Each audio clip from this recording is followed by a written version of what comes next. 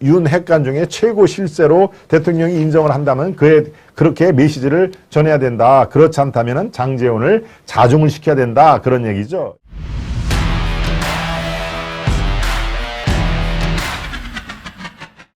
윤 대통령에게 장제원은 과연 어떤 존재인가 하는 얘기네요. 네, 우리 김민수님 또 들어오셔서 메시지를 전해주셨네요. 일반 지지자들과 진성당원의 투표는 다를 수밖에 없습니다 하는 얘기네요.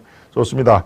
예, 장제원은 과연 대통령에게 어떤 존재인가 하는 얘기를 오늘 제가 칼럼을 갖고 왔는데요. 예, 말씀드렸다시피 제가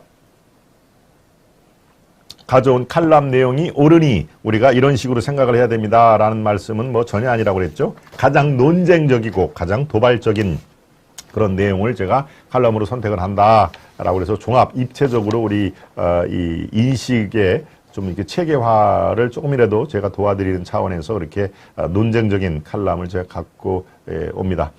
김승님 들어오셨군요. 우리 김승님은 라이브 방송은 잘 참여를 못 하신다고 했는데 오늘 또 들어오셨군요. 좋습니다. 네, 바로 동아 칼럼입니다. 이승헌 부국장인데요. 예, 저희가 동아일보 있을 때 제 후배로 같이 근무를 했던 기자입니다. 바로 윤 대통령에게 장제원은 어떤 존재인가 칼럼은 이렇게 시작을 합니다. 윤석열 정부 출범 후 여권에서는 한 가지 오래된 퀴즈가 있었다. 국민의힘 권성동 장제원 의원 중 누가 더 실세라는 것이다. 이 해석에 따라 친윤 그룹이 권핵관과 장핵관으로 나누기도 했다.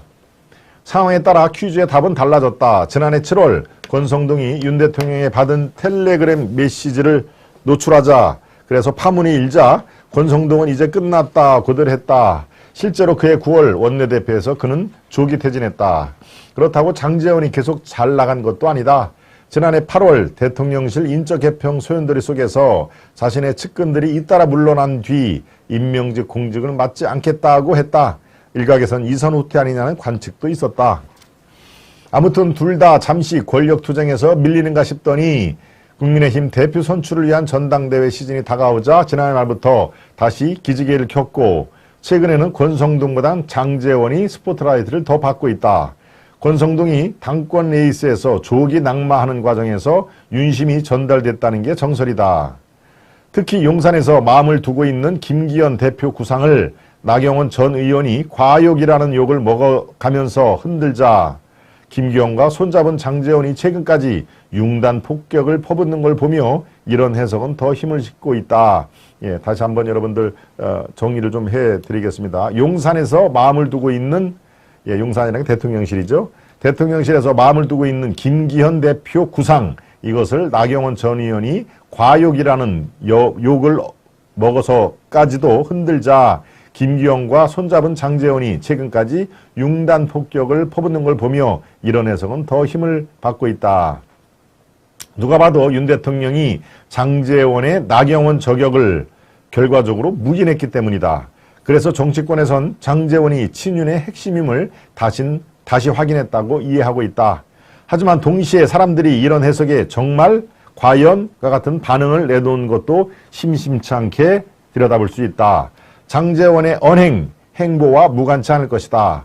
충성스럽고 순발력이 있지만 동시에 과격하고 위험한 측면도 동시에 갖고 있다는 건 그에 대한 호불호를 떠나 대개들 공감한다. 일부는 안철수와 단일화를 해낸 그의 뚝심을 평가하지만 일부는 가벼운 처신에 혀를 끌끌 차고 있다. 김기현이 갑자기 김장연대는 철지났다며 뒤늦게 장제원과 거리두기를 하려는 것도 이런 흐름을 감안한 것이다. 때문에 필자는 이 지점에서 윤 대통령에게 던지고 싶은 질문이 하나 있다. 대통령에게 도대체 장제원은 어떤 존재라는 것이다. 이 질문은 단지 한 정치인의 미래가 궁금해서 하는 게 아니다. 벌써 여권에선 김기현 대표 체제가 될 경우 장제원이 사무총장을 맡아 정치 지형에 적지 않은 변화가 일 것이라는 관측도 나온다. 지금이야 사무총장을 별것 아닌 당직으로 인식하지만 대통령이 대표를 겸하던 시절에는 당의 인사권, 재정권을 휘두르며 무소불위의 파워를 자랑한 사무총장이 많았다. 당의 2인자였다. 내년 4월 총선을 앞두고 장제원이 사무총장을 맡으면 공천에 적극 관여하는 실세형 총장이 될 것이라는 게 중론이다. 국민들은 정치 지도자가 어떤 사람을 곁에 두는지를 보면서 그의 정치적인 역량이나 그릇, 더 나아가 국정 방향을 짐작하게 한다. 한동훈을 법무부 장관으로 기용한 뒤 검찰 수사 방향을 가늠할 수 있었던 것처럼 장제원이 당의 핵심이 되면 대통령실과 당의 관계를 유추할 수가 있다. 예, 이제 칼럼은 이렇게 마무리를 합니다. 윤석열 대통령이 장제원을 어떻게 여기고 쓸지는 그에 대한 세간의 복잡한 평가를 떠나 온전히 대통령 몫이다. 나중에 역사가 평가할 정치적인 선택이다. 때문에 차라리 장제원이 대통령에게 어떤 존재인지 이제라도 분명히 밝혀두는 게 그나마 향후 불필요한 혼란이나 윤심에 대한 오독, 예, 잘못 읽는 것이죠. 마음을 오독을 줄이는 데 도움이 될 것이다. 친윤 공인 마크를 받은 최측근인데도 주변 시선을 의식해 괜히 아닌 척해서 대통령실과 여의도를 바라보는 관과 특히 애꿎은 기업인들을 헷갈리게 하는 것보다는 낫다. 예, 칼럼은 이렇게 얘기를 했는데 뭔가 대통령의 확실한 메시지가 있어야 된다. 그런 취지죠. 예, 결론을 다시 한번 강조를 해보겠습니다. 장제원을 어떻게 여기고 쓸지는 그에 대한 세간의 복잡한 평가를 떠나 온전히 윤 대통령 몫이다. 나중에 역사가 평가할 정치적인 선택이다. 때문에 차라리 장제원이 대통령에게 어떠한 존재인지 이제라도 분명히 밝혀두는 게 그나마 향후 불필요한 혼란이나 윤심에 대한 오독, 잘못 읽는 것을 줄이는 데 도움이 될 것이다. 찐윤 공인 마크를 받은 최측근인데도 주변 시선을 의식해 괜히 아닌 척해서 대통령실과 여의도를 바라보는 관과 특히 애꿎은 기업인들을 het갈리게 하는 것보다는 100번 낫다 하는 얘기입니다. 차라리 장제원을 계속 측근으로 이른바 윤핵관 중에 최고 실세로 대통령이 인정을 한다면 그렇게 메시지를 전해야 된다. 그렇지 않다면 장제원을 자중을 시켜야 된다. 그런 얘기죠. 이 칼럼에 이렇게 흐르는 메시지는 그렇습니다.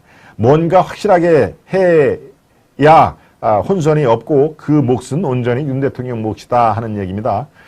네, 여러분들 생각은 어떠신지 모르겠습니다.